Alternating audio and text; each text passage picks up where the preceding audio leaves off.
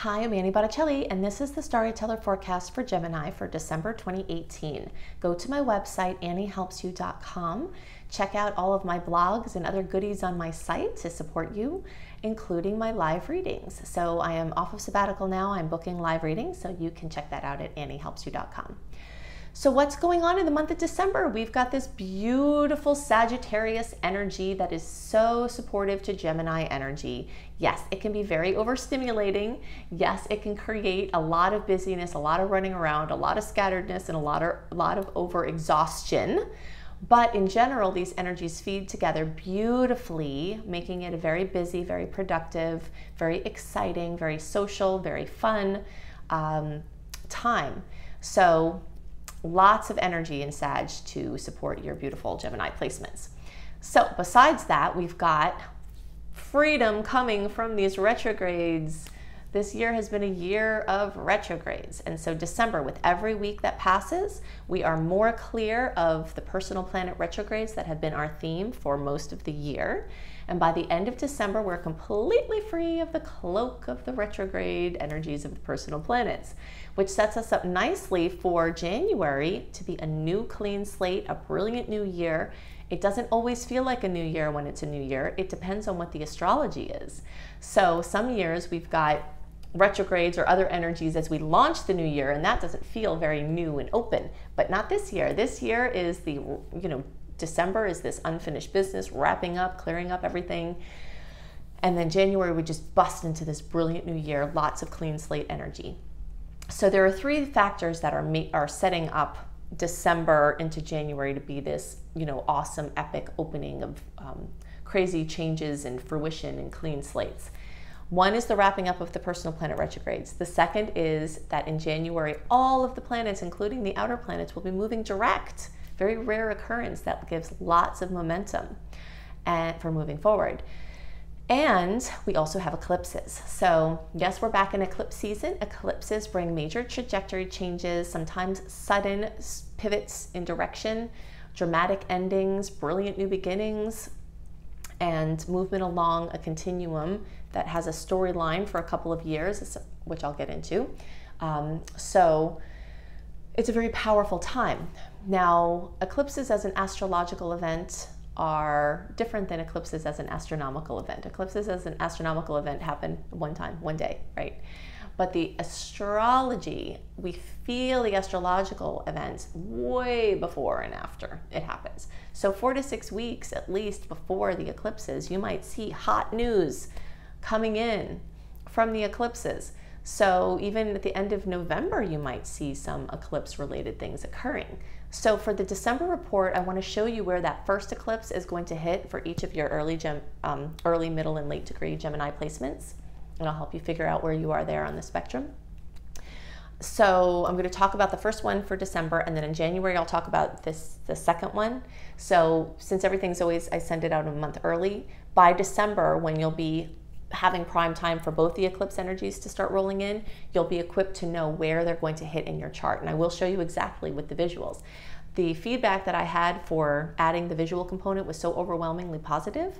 Everybody really that got back to me said that they like it. So I'm going to take the time to show you where these eclipses are going to hit on the actual charts, plus other things that are relevant for the month for Geminis.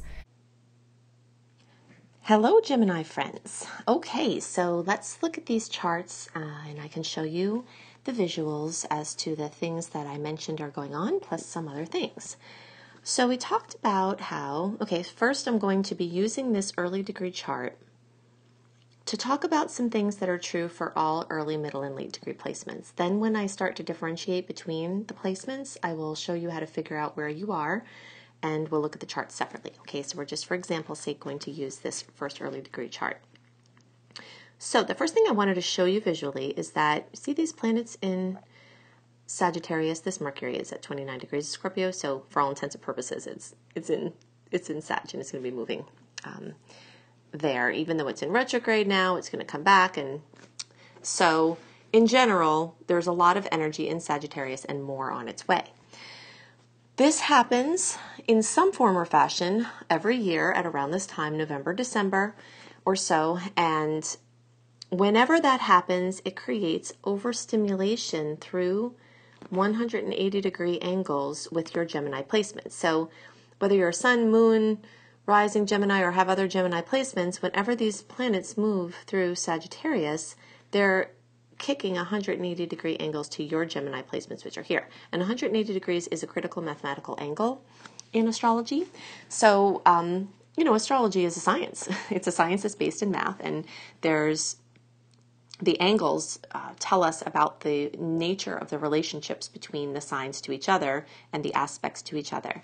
So whatever the degree is, if something clicks into place, like in this period of time, it activates things. And generally 180 degrees brings overstimulation, brings lots of energy on this end of the polarity, lots of energy on this end of the polarity. So you would be having more prolific communication. This is for all all early, middle, and late degree placements. So you'd have, more chances to communicate, whether it's like actually interacting with people, social energy, or your writing or other artistic, however you're expressing yourself. Those projects will tend to become very prolific at this time. You may find that every year around this time, those Sag placements get you excited and have things flowing for you and inspiring you. And this can also bring about a lot of movement, a lot of travel. And sometimes that's as an armchair warrior, like, your movement through, watching other people do it. And sometimes it's actually you doing it, moving around and being super busy. Usually it brings being super busy because Gemini and Sag placements are both on the move. It can also bring overstimulation to the point of exhaustion. So when you have a lot of fire and air, they're a compatible combination. They're very much in synastry, but it can create overexhaustion. So you really have to be more careful at this time to guard against colds, to sleep more, to take your supplements, to just be aware of the stresses, to take time to yourself and things like that, because this month and in general this time is definitely overstimulating. And this is why, because of these 180-degree angles. Sometimes there could be conflicts between your own personal space and your relationships, because the first house, which is from the solar chart perspective, what's being aspected around this time for Gemini energy, has to do with you, yourself, your physical body, your place, what you're showing the world. And then the 7th house has to do with your relationships and how you are with other people. So when there's a 180-degree angle, it's like you're vying for your time and you have these things you want to do, and then your relationships are needing more energy and you have to focus on them, and then you're just kind of going boing, boing, boing, boing, back and forth between them, which is what creates the things I explained. Okay, so we're going to definitely have a lot of that going on, but lots of inspiration, lots of potentials, lots of things opening up, and lots of busyness. Okay, so now let's look at the eclipse, the first eclipse, 15 degrees of Capricorn on January 5th. As I mentioned, we talk about these eclipses before they happen because you often feel the manifestations, the energy brewing, notable events along the lines of the energy of the eclipse like 4 to 6 weeks beforehand, and sometimes sooner. So December is a hot spot for manifestations from both of the eclipses, and in the January report I'll talk about that lunar eclipse at 0 degrees of Leo and where you will see that. So the 15 degrees of Cap is going to hit in different places for each of you, okay? It's a solar eclipse bringing in new energies. So let's figure out if you're an early, middle, or late degree placement, okay? So if your birthday is like the May-born Geminis, then you are early. And if you are, it's hard to write on this thing. So if you're from 0 to 9 degrees, if you're watching for your rising or moon, then you're early. You middle degree placements, you are like the first 10 days or so of June, or 10 to 19 degrees if you're watching for your rising or moon. And then your these late degree placements, we'll look at the chart here soon, but you're 11 degrees for the rest of the sign. June 11 through the rest of the sign, or 20 through 29 degrees if you're watching for your rising. Okay, now, if you didn't catch what I just said as far as figuring out what you are, do me a favor and go back, rewind it, and listen to it. I'd like to try to answer all the questions that people post for me, but I'm getting very overwhelmed with trying to keep up answering them. So if there's something that I can help you avoid asking me to figure out, then I will love that. So you can answer the question as to what placement you are by going back over this section here. Okay, so now that we have established whether you're early, middle, or late, let's finally look at the charts to see. Okay, so the solar eclipse bringing in new opportunities, bringing in changes, is going to happen for early degree placements here in the 8th house. Okay, so 15 degrees of Cap is going to fall there for early 8th house. We'll look at that, what that means after we establish for everybody where it's going to be.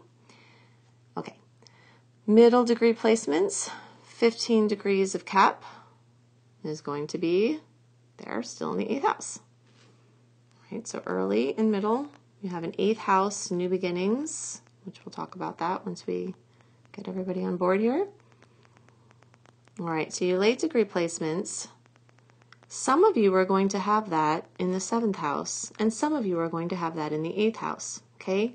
So we can safely say that most Geminis, early, middle, and late, are going to experience the manifestations of this eclipse in the 8th house, with you all at the end having a potential for it to manifest in the 7th house. Even those of you that have a chance for it to manifest in the 7th, it's going to be close enough to the 8th house cusp that you will also have potentials for 8th house manifestations. Okay. So let's just quickly touch on what that 7th house is for you late degree placement. 7th house has everything to do with relationships. So new relationship energy.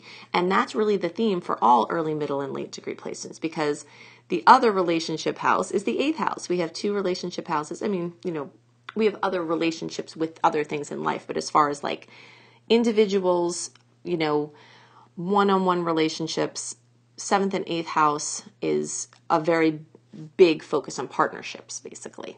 Okay, so new partnerships coming in for Geminis.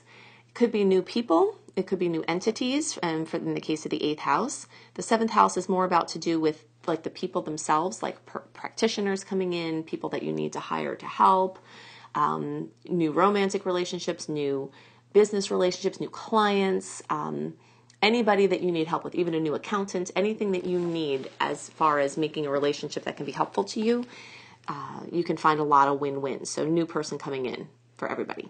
The 8th house starts to bring in this energy of the entities, like a corporation, a group, some of the harder to pin down to one person energy. So it has a lot to do with money, earning. It's not as much always an earning house, but it is in other people's money house. Okay, so inheritances, sweepstakes, family money, lots of energy around capital, like investing, somebody giving you the money that you need. So borrowing money, loaning money, new loan. If you have to refinance or if there's something you really need money for, this eclipse is going to be amazing for helping you to have a new opportunity and possibly a creative financing. If you've been trying to do financing and it's not working, try to be open to some like alternative realms and look in the gray area. So the 8th house also has to do with spiritual breakthroughs. So learning something new, very drawn to doing something esoteric, having landmark experiences or discovering a modality that is amazing for you, or going deeper into a modality. This is also the intimacy, sex, power house. So anything having to do with going deeper into intimate relations is all here in this sector. And also more empowerment, new levels of empowerment can have to do with the 8th house. The study of astrology itself, especially as a psychological and spiritual tool, is in the 8th house as well. So going deeper into astrology, tarot, palmistry, even mainstream psychology. Just the study of what makes people tick is very much in the 8th house. So lots of new opportunities there.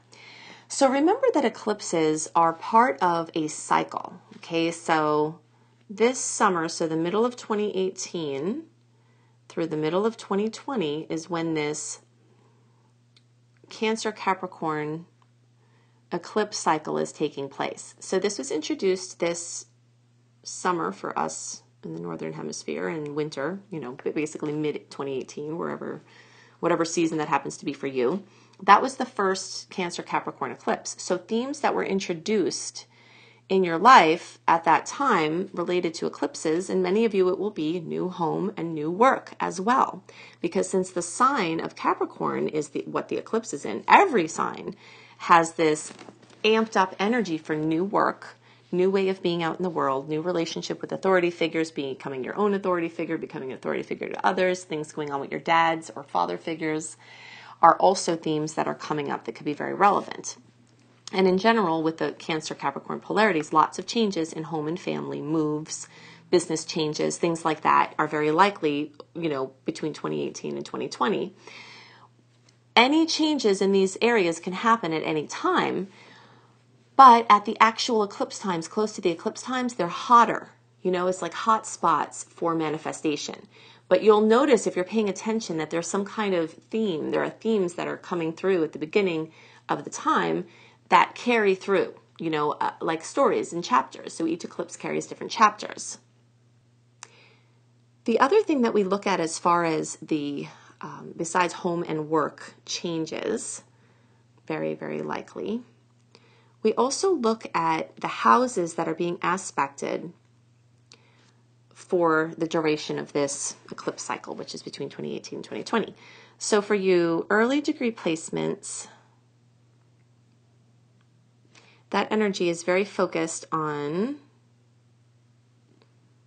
the 2nd and 8th house. All right, and then check here. Middle degree placements, you have some 1st and 7th and 2nd and 8th. And then for you late degree placements, 1st and 7th and 2nd and 8th as well.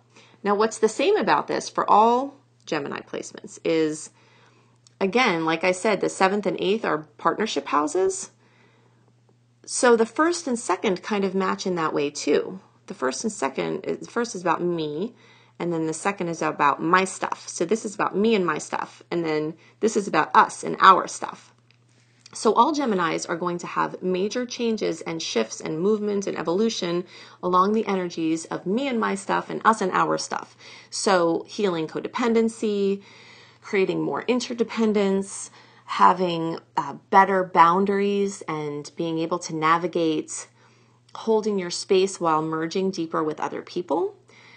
So beginnings of relationships, ends of relationships, major chapter changes within relationships that are still, going to be consistent over time, changing relationship to yourself, changing a relationship to your body and your diet and how you put yourself out in the world. All of these things are big themes for the next couple of years, and the eclipses can activate these points, So me, we is a major theme that you're going to be having come up now and for a while.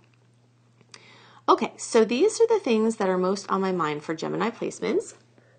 Something always to remember is that eclipses, just like every other transit, tend to show us weak links. Sometimes something just happens in an eclipse and it has nothing to do with a weak link. It's just part of what's supposed to be happening, a trajectory change. If we're getting off track, often eclipses come in and say, nope, you're getting off track. Come on, come this way.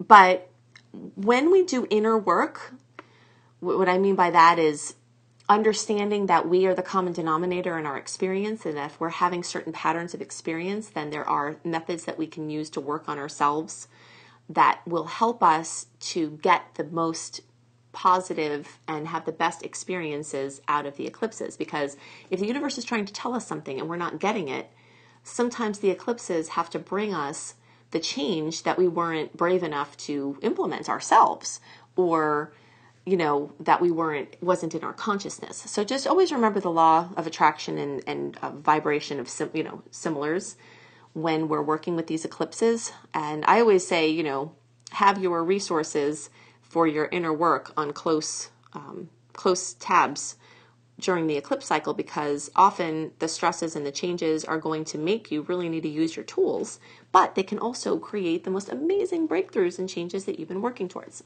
Okay, so let's take a look at the general transits and understand what other factors are going to be affecting your month. So the theme of December 2018 for all signs is ready to soar.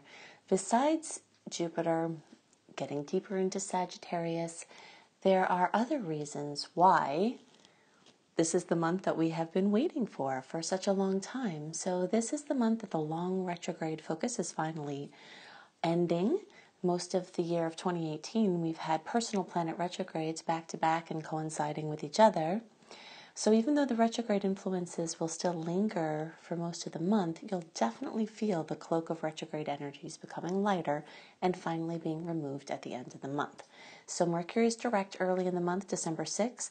This change in directions coincides with the Sagittarius new moon, which we'll also talk about. It will take until December 18th for Venus to be done with its post-shadow period. Okay, so after December 18th, the Venus retrograde energy is completely done. But every day leading up to that, it's gone more and more anyway. And then December 25th is when the post-transit Mercury shadow period completely dissipates. And then we're going to be opening up into this brilliant and very rare period in January 2019 where every planet will be moving direct. So this is a really big time. So I've got some dates to note that we're going to go into details about, but in general, this month is about breaking free, being ready to soar, having liftoff, and we will have some things to look out for, and I will go into the details of that. So in general, well, actually, before I go into the details of this month, the dates to watch, remember that you can get a more in-depth and written version of these general transits when you sign up for my free email newsletter at anniehelpsyou.com. Okay, so you get all of the general transit reports a month early, like I do all my horoscopes, via email when you sign up for my free email newsletter. So if you want to be kept up to date for your planning and have a written version, then definitely go there. Okay, so we start out the month. So here I've got our visuals. We're going to look at Venus and Uranus. Okay, so we're just kind of ignoring the rising energy. We're not focusing on houses in this reading. We're just focusing on the relationship between the planets because it's a general reading, okay? So Venus rules love and money. And whenever we have Venus opposing Uranus, we're generally in for surprises involving love and money. Sometimes they can be great surprises like a chance romantic encounter or a heating up of your love life in some other way, or awesome money that comes out of nowhere, which also could coincide with having to work more, which could bring overstimulation, or just the surprise factor of money coming in can be, a little overwhelming. But it can also bring financial and love surprises that aren't welcome. So a fight with your beloved, an expense, or some other challenging financial news. Generally, the things that happen with these Venus-Uranus oppositions are quick to blow over. So if there's a fight, usually it will pass quickly. If there's a surprise with money, it usually tends to settle its way out pretty quickly. But do be aware that this transit that actually occurs on November 30th, on December 1st, is when these surprise energies are more common. And whenever I give you exact dates, remember that the transits don't always manifest as far as our experience of them on the exact date that they happen. So days before 12/1 and days after 12/1, you could experience this these shocks or surprises. Okay, so that's the first thing to look out for this month. Something in general for the month of December to watch out for or to be aware of is that we've got a ton of Sag energy. This brings upliftment. This Mercury is going to move into Sag, so we've got these 3 planets moving in Sag, making aspects with each other. And I'll talk about some of the dates that are really amazing from these getting together. But the general energy of busyness, of travel, of learning, of teaching, people who are in the teaching businesses or speaking or publishing could be lighting up like the 4th of July for every sign. Anything having to do with international travel plans or long distance travel plans can be heated up here. Anything with languages, international business, anything like that. So, and in general, optimism, busyness, running around, and kind of possibly exhausting yourself, which now we move into this talk here, okay? So all these Sag energies are going to be here bringing all this busy stuff in. And then at some point, each of these are going to be making squares, 90-degree angles. Challenging, could be stressful, with these Pisces planets. So the way I always see that, and I have a very personal look at this because I have a ton of planets in Sag myself, and I tend to run myself to exhaustion. So a lot of that is going to be a theme of this month, running yourself to exhaustion. And the Pisces planets are going to be calling out for rest. Z's. You want to get more sleep and you want to get more rest. So this extroverted, busy energy is going to be competing with this sleep and rest and kind of a dreamy, artistic flow, emotional energy. So you'll see throughout the month points where those conflict. And if you take the warning to rest, you can save yourself from the overexhaustion and try to find a perfect balance, which ultimately, these 90-degree angles can help you do. So rest is going to be in order, busyness is going to be in order, and that's going to be a big theme of the month. Okay, so let's look at some other aspects here that were going to be important. So Mercury is going direct, as we said, on the 6th, so expect some awkwardness there as Mercury changes direction, and then the shadow period runs until 12:25. On 12:18, we have Venus post-transit shadow period finishing off, so then Venus is clear. Okay, and then on December 6th and 7th, depending on your time zone, we've got the new moon in Sagittarius. That's going to be at 15 degrees. And so new beginnings and time to make your new moon wishes in all of the areas of everything Sag, which we talked about before. Different countries, languages, cultures, teaching, learning, travel, international work, also spiritual or religious projects, writing, publishing, speaking. There's going to be an aspect with Mars and Neptune bringing an extra dreamy energy. See, Mars and Neptune are going to be together at the time of that new moon. And some things that come in may feel like they're too wonderful to be real. Very dreamy energy there. We're also going to have this time, as Mercury is still in Scorpio, trining Chiron. And that's going to be on 12:9, which is an extra sweetness, healing, solutions are more likely to roll in at that time. December 20th, mark a big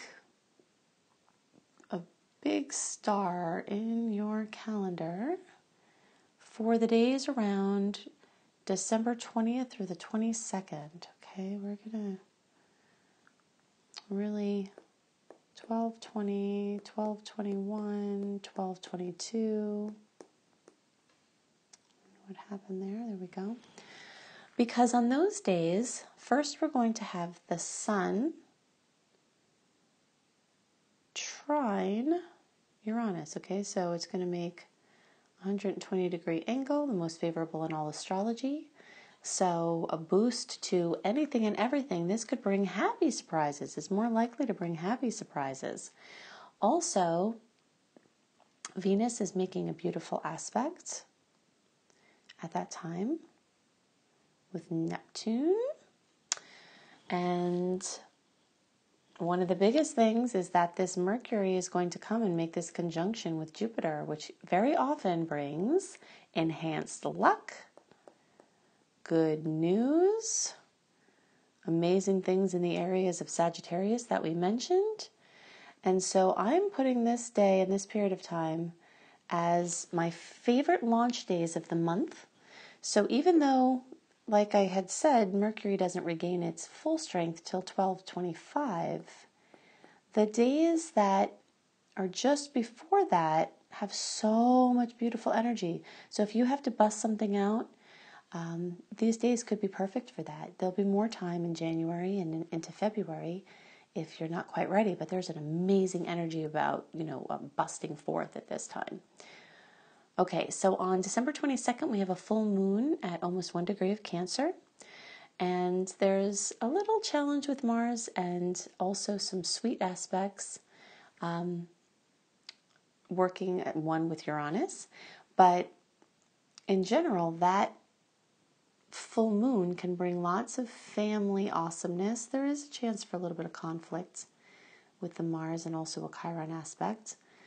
But many people will have amazing family fruition, fun, emotional, mostly for the good, but there could be some little tweaks in there, but just typical holiday family awesomeness, very likely around that time. Okay, so then there are some other aspects towards the end of the month, which is, 12/28. We've got another sweet aspect with Venus. See, during this month, Venus is going to come and make a nice aspect to Saturn, and then Venus is going to make a nice aspect to Pluto. So this is going to be really good for sweetness in your relationship. This can be really great for good news involving work and money. So there are lots of great boosts involving Venus, which is perfect because we're clear of the Venus retrograde energies and everybody's pretty much raring to go. Okay, so those are the things that I most wanted to talk about for the general transits. Definitely mark those dates in your calendar for really great energies.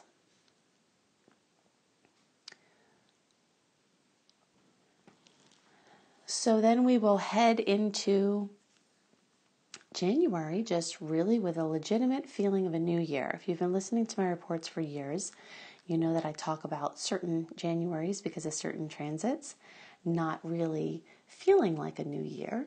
But this January is really going to feel like a new year. And all of these things in December are leading up to that open energy. So we love that. Something else that is important to note if you are a holiday shopper, that because the energies from Mercury are still strong at the beginning of the month, it actually favors last minute shopping. So the closer you're getting to the holiday times, the more energy, more clear the energy will be. Okay, so just so you have that heads up for holiday shopping, the later part, the couple of weeks before the holiday times, are best for shopping even compared to November and early December. Okay, so those are the things most on my mind for the general transits. So I hope you loved the added component of the visuals for the charts. If you would like to have my personal insights about your chart, then definitely go to anniehelpsyou.com and book a live reading. If you resonate with how I teach astrology and you want to learn more for personal or professional purposes, if you'd like to be an astrologer or include astrology as part of your professional offering, then I am going to be enrolling now, December into January, for the next run of my astrology apprenticeship program. So you can see that at anniehelpsyou.com, plus lots of other offerings there. If you'd like written horoscopes by me for your sign each month, go to cozybysweetstarlight.com. At cozybysweetstarlight.com, I will write about some things that I mention in the videos, but sometimes I talk about other stuff that I don't cover in the videos. So you get more information about what the month looks like for you, and plus great reads for each sign and lifestyle blogs by me and up-and-coming bloggers that I have on my site. If you're a traveler, then definitely check out my astrology travel reports, my monthly astrology travel reports at Astrology Kissed Travel Bliss. At astrologykissedtravelbliss.com, you get those monthly travel astrology reports plus other travel blogs and lots of beautiful pictures on all of my sites. So they're definitely something to see. If you're into tarot, you want to learn tarot, you want a tarot reading, then definitely check out my husband's work, B.R. Newman, at iamhelios.com, iamhelios.com. You can check out his amazing offerings there. So I hope you have a wonderful month and a wonderful end to your year, and I'll see you next year. Bye.